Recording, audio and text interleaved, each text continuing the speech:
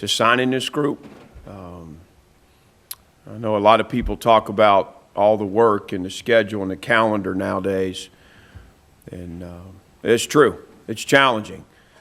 But Mike Villagrana and the recruiting staff, outstanding, the assistant coaches, and the work they put in on the road and in the homes, in the high schools.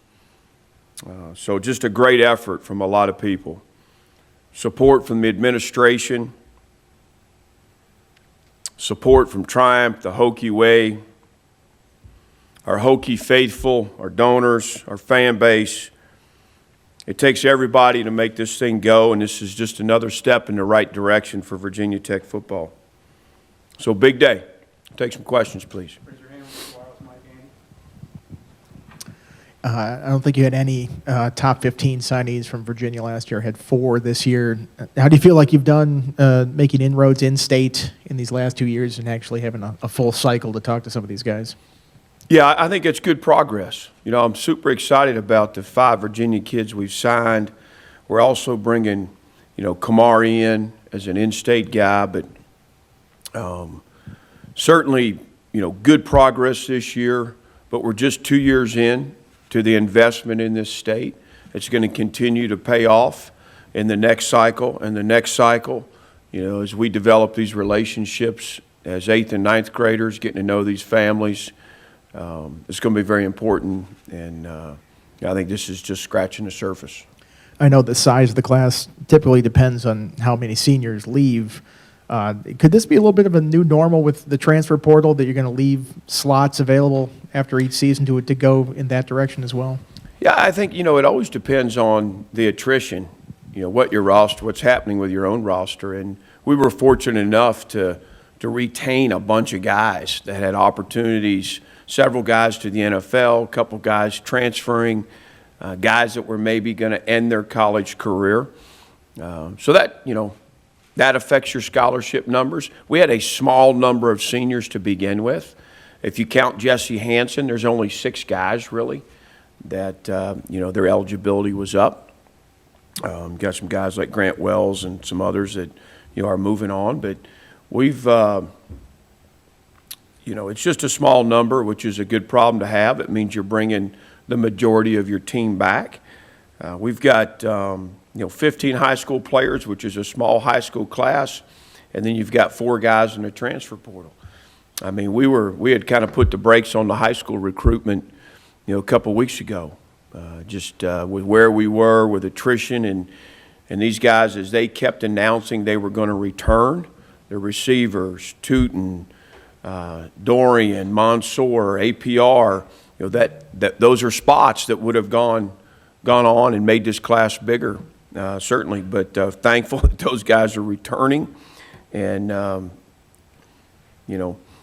it's a good class. I'm not sure if to answer your question, I don't know that it's the transfer portal as much as it was retention that kept our class small this year from a high school standpoint.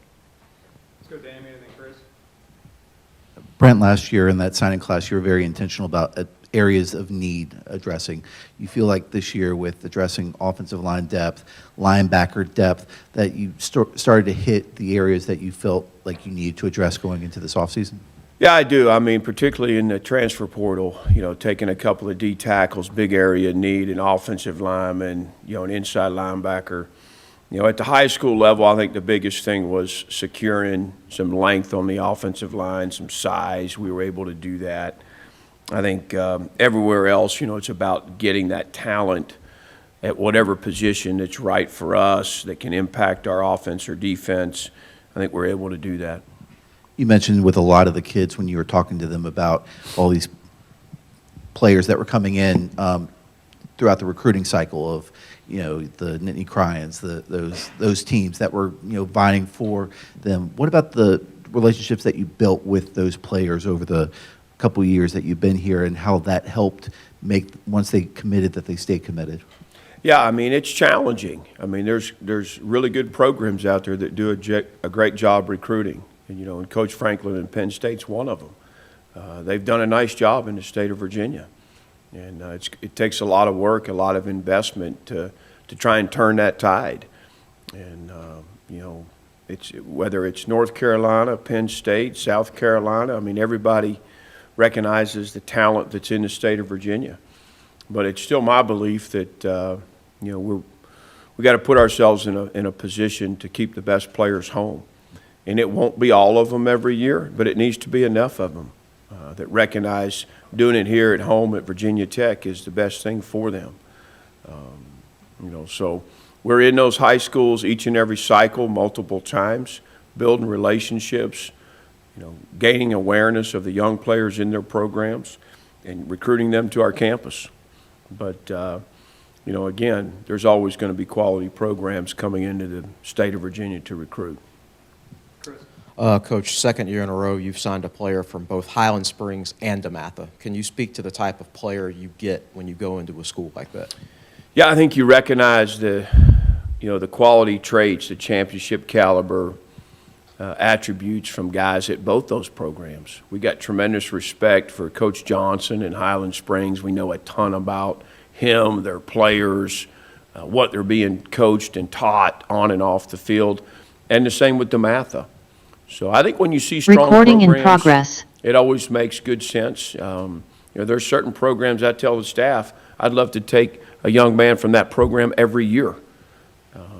It's not always going to be possible, but you'd like to. All right, let's go with Tim, and then we'll go back and then for Eric. Brent, Aeneas Peoples, obviously a big transfer get for you guys. I know we had Louisville, Missouri, Penn State, a lot of Power 5 programs. What went into the process for you guys to be able to land him, and what are your expectations for what he can bring to this defense? Yeah, again, when we go to the transfer portal, we're not just throwing darts at needs. Who makes sense from a relationship standpoint? Coach Jones had a very strong relationship with that family, and that's what kicked it off and got us in the conversation. And then from there, Coach Marv, Coach Price, all of us pouring into that for him to understand the opportunity he had and what the experience would look like. The family was on board, Aeneas was on board. It's one of those situations where, he can't make a mistake. We have to lay it all out for him that he feels like this is absolutely the best opportunity for him to get what he wants. So I'm excited about him in our structure, in our scheme, his explosiveness. He's good hands, good feet. He's an active inside player.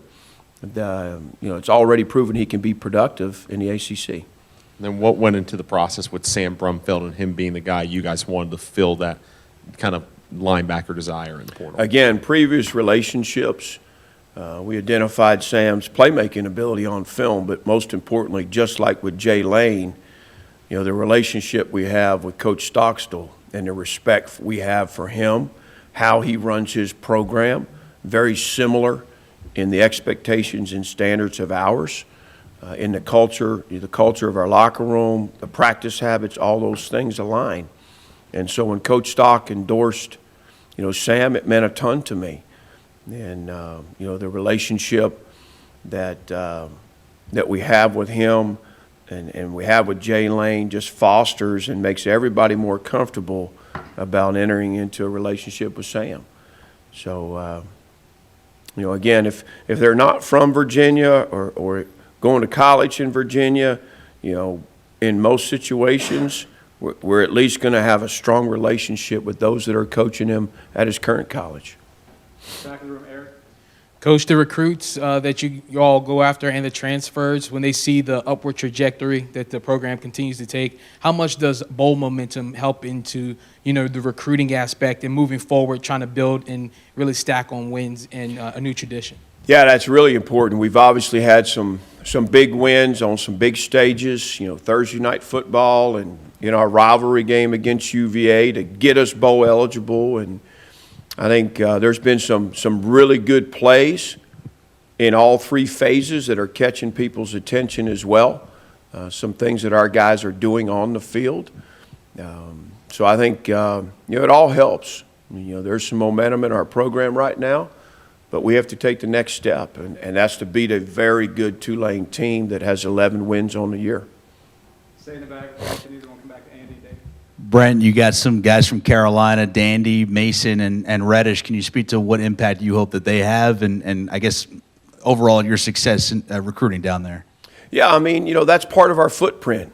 Some of those guys live closer than Virginia Beach kids. I mean, it's an easy get. There's a lot of familiarity. We're in those areas a lot for a lot of reasons as a university and athletic department. So there's a lot of, just comfort with kids in that area. And there's been some come up here and have good success. So, Coach Holt's from the area, has good relationships. Coach Jones recruited the area for a long time. So we're thankful. I mean, Mount Airy's a very good program. Coach does a fantastic job, back-to-back state championships, and teaching and mentoring these guys the same way we do here made a lot of sense. And then obviously Independence is a storied program that has tremendous success over the years. And Quentin was a guy that was well under the radar when we offered him and got him committed, and has since then really opened the eyes of a lot of folks out there in the recruiting world. So we're thankful that he's joining us. And as I mentioned, he's a guy that in another year or two you won't recognize him. He's got a great frame, great length. He's going to be looking down at Coach Prelo. And with a successful signing day now in the books, how much are you looking forward to the next week, being with your team together in D.C. and Annapolis, and just kind of savoring this bowl game opportunity? First thing is tonight, staff Christmas/signing day party. Looking forward to that. There's a lot of work from a lot of folks that go into this, so it deserves to be celebrated. Tomorrow, a day off. Most of us are having Christmas with our families, and then Friday we take off for D.C. And it's been good for our guys to get away for a couple days, but everybody's excited to reconvene, put the work in, and give ourselves the best chance to go get a win. Let's go, Andy, and then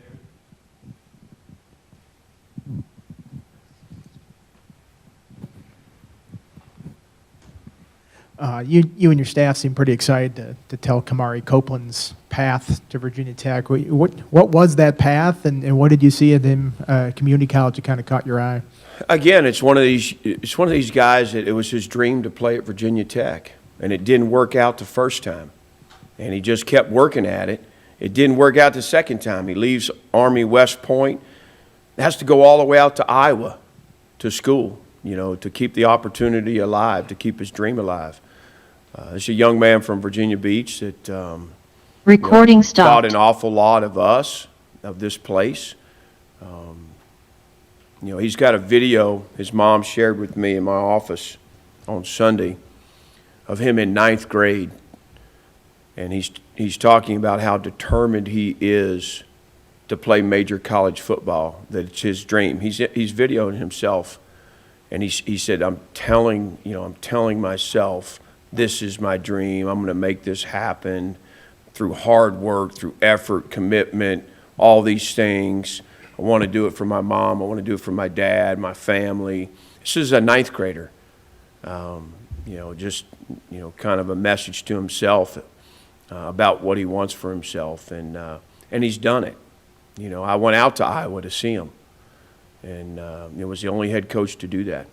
And it's different. It's challenging. A guy from Virginia Beach out in Iowa, going to college, trying to keep his dream alive. And he's just got a ton of maturity, great awareness. And, so he's one of those guys, when he sits on my couch, you just absolutely know he's going to reach all of his potential and then some. He's just wired that way. You look at some of the stats with Keelan Adams. What stands out from him as a player? Just what kind of dynamic play can he bring to the field? Yeah, the thing to me, he's long, but yet he's still slippery. He can get skinny and make people miss, but he's got great length. He's got really good ball skills. Game comes easy to him. He doesn't get rattled. He doesn't get nervous. He's got a calm demeanor out there. And obviously just the amount of plays and production that he has at the high school level, it's hard to find that. And he was doing it in a competitive league. So, I think he's a guy that has a chance to help us early. Had you been holding on to that Nittany Cryans line for a while? That actually was coined through my wife. We'd lost a tough game to Ohio State, and somehow ESPN panned in on her. And she was sad. We'd lost right at the end, and they penned it, Nittany Crying. So I still have that saved in my phone, show her once in a while. But y'all know I respect Coach and the work he's done. And a lot of what we do from a recruiting philosophy, I learned from James. Let's go, Dave. Gabe Williams, he first guy you guys announced today. What was that like? And he was somebody that was so vocal on social media through the good times, the bad times. When a player is like that, he's never officially enrolled, but he's that committed. What does that kind of say about him, and how important was that? Yeah, you need that. There's going to be guys in every class that leave that door open just enough that it can get squarely on them. And so you need some footholds. They're going to keep them together and keep them focused and keep them believing. And Gabe has certainly done that. Not only is he really, really talented, tremendous potential with his length and speed and athleticism, his intelligence, but been a very committed Hokie and strong voice in that class. At the defensive line, what stood out to me when you were talking to Derek is you said, when we got here, we originally struggled, and we've gotten better, and you're going to take us up that notch. You guys added 4 guys up front in terms of high school kids. That's not even counting Kamari and obviously Aeneas. What about what Coach Price and you guys have been able to do in that room? What do you like about the outlook there, bringing APR back? What do you like about these specific high school kids? Yeah, honestly, I think when you look at Handchuck, this is a big, strong motor guy. They're hard to deal with. He's got tremendous size. He's going to be a 6'4", 300-pound D tackle that can run and plays hard, like a big old St. Bernard. He just keeps he's tough, and he's a great kid. And then, Emmett is all disruption. His minus yardage plays as a young guy into high school level. It didn't matter, run game, throw game, or who it was against. In a very good league and a very tough schedule, Emmett was productive, all the time. And he's got an incredible story with his determination. I think Gerard Johnson has an unbelievable frame, very athletic, played tight end as well this year. His potential as an end, as a D tackle, I'm not sure yet. He's 250 pounds right now. He's 6'4". He's going to be a great-looking D lineman one day. Derek Dandy, a natural pass rusher, great bend, great lean, can get low, good feet, can turn, pretty raw still, but has length. I'm excited about him.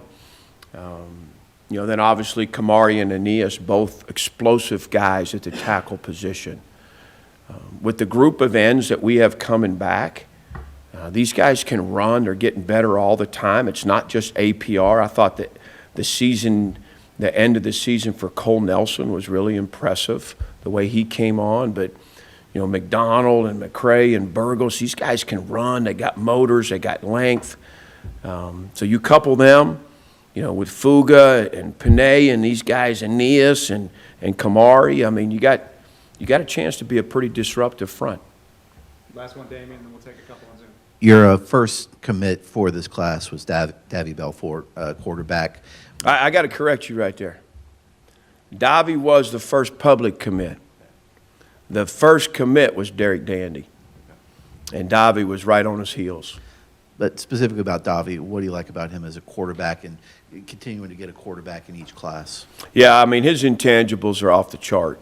I'm not sure I've been around a guy that has the makeup as a high school senior that he does.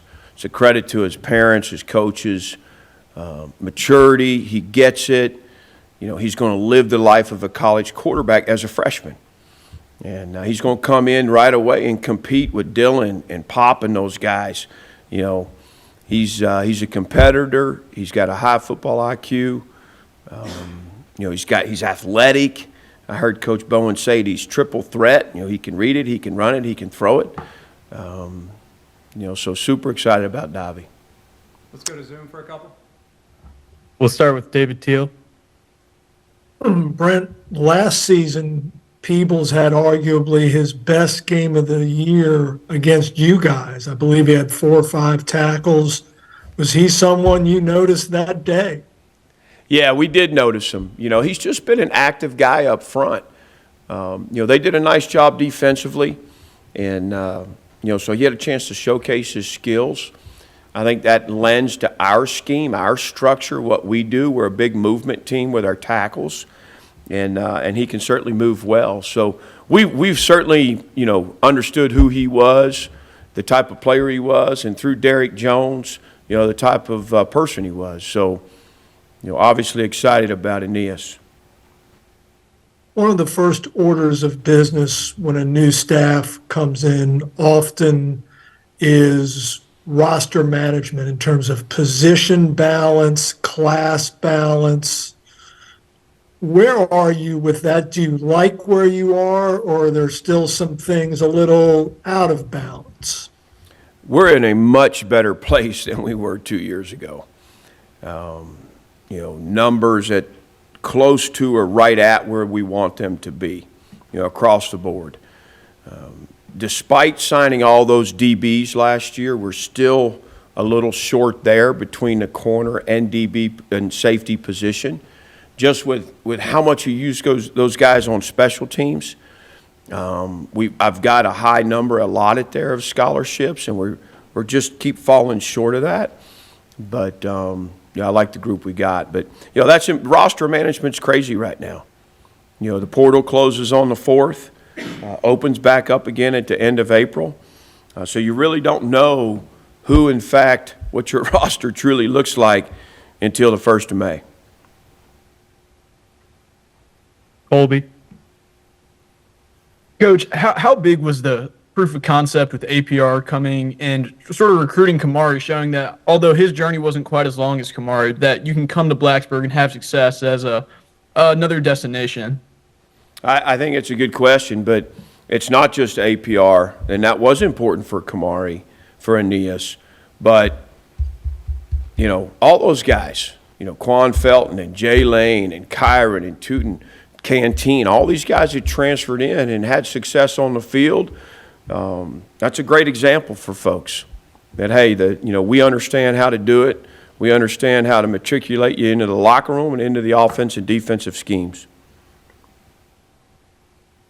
Tim Sullivan. Yeah, Brent, most of your class, and in fact, everybody other than Kamari that ended up signing was committed over the summer.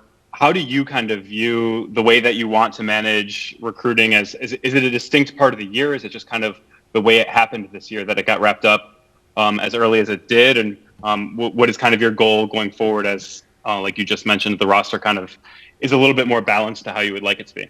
Yeah, I think honestly, we had to slow it way down. The guys kept recruiting like crazy, but we got to a point where when I started feeling like there wasn't going to be the attrition that maybe would be expected, we had to slow down. We're already, to be honest, over right now.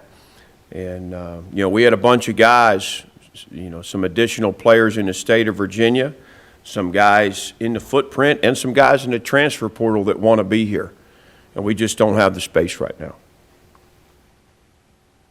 And then you mentioned a couple guys that could maybe subtly shift positions. Gerard Johnson moving inside, for example. Are there guys in this class that you see as versatile enough to do something as extreme as maybe flipping to a different side of the ball than you announced them as playing today? Absolutely. Yeah, we want to recruit as many guys as we can that we project to both sides or to multiple positions. That's in their benefit, that's in our benefit. So that's always on our mind in the recruiting process. I like guys to get here and play the position they want to play, where their passion is. Let's do that first, and we'll figure it out from there.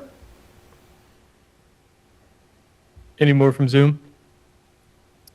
That's all here. Thank you. All right, last one in the room, Tim.